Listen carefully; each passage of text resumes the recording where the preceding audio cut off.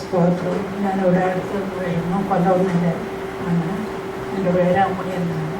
ഞാനിവിടെ വരാൻ തുടങ്ങിയിട്ട് ഈ ജൂലൈയിൽ 1 വർഷമായതേ ഉള്ളൂ. അതുകൊണ്ട് ജൂലൈയിൽ തന്നെ സാക്ഷ്യം പറയാമെന്ന് വിചാരിച്ചത്.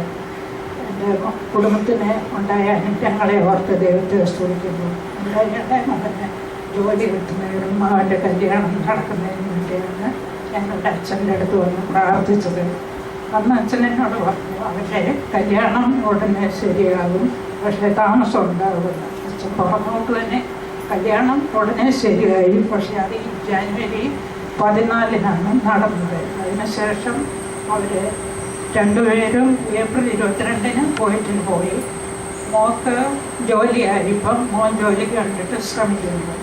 അതുപോലെ തന്നെ ദൈവം, എൻ്റെ ഭർത്താവിന് ഹാർട്ടിൻ്റെ അസുഖം ഉണ്ടായിരുന്നു. അതിന് അമൃതയിലെ ട്രീറ്റ്മെൻറ്റായിരുന്നു. അവിടെ ഡോക്ടറെ കണ്ടാഞ്ചിയൊക്കെ ചെയ്ത് ഹാർട്ടിന് ബ്ലോക്കൊക്കെ ഉണ്ടായിരുന്നു. എന്നിട്ട് ഒരു ടാബ്ലറ്റിന് 85 രൂപ വരെയുള്ള മരുന്നാണ് കഴിച്ചുകൊണ്ടിരുന്നത്. അതുപോലത്തെ 2 ടാബ്ലറ്റ് കഴിച്ചു. ഇപ്പം 2 മാസമായി. അത് വീണ്ടും ഒരു ടാബ്ലറ്റായിട്ട് കുറച്ച് അനുഗ്രഹം തന്നിരിക്കുന്നു. പിന്നെ ഒരു കാര്യമുള്ളത്, ഞാൻ ഫിക്സ് വരുന്ന ഒരു പേഷ്യൻ്റായിരുന്നു. വളരെ വർഷങ്ങളായിട്ട് 22 വർഷം മുന്നേ എന്നെ തീവണ്ടികളാണ്. അതിനുശേഷം ഇവിടെ വന്ന് 1 വർഷത്തിലൂടെ ഞാൻ പ്രാർത്ഥിച്ചത്. ഇപ്പോൾ 6 മാസമായി എനിക്ക് ഫിക്സ് വന്നിട്ട്.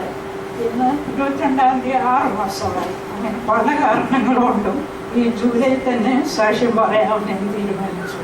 യേശുവേ സ്തോത്രം, യേശുവേ നന്ദി. ഈ അമ്മയുടെ എല്ലാ ആ സാക്ഷ്യങ്ങളും ഫിക്സ് വരാറുണ്ടായിരുന്നു. അത് ഇവിടെ വന്നത് പ്രത്യേകിച്ച് 6 മാസമായി. അത് പിന്നീട് വന്നില്ല.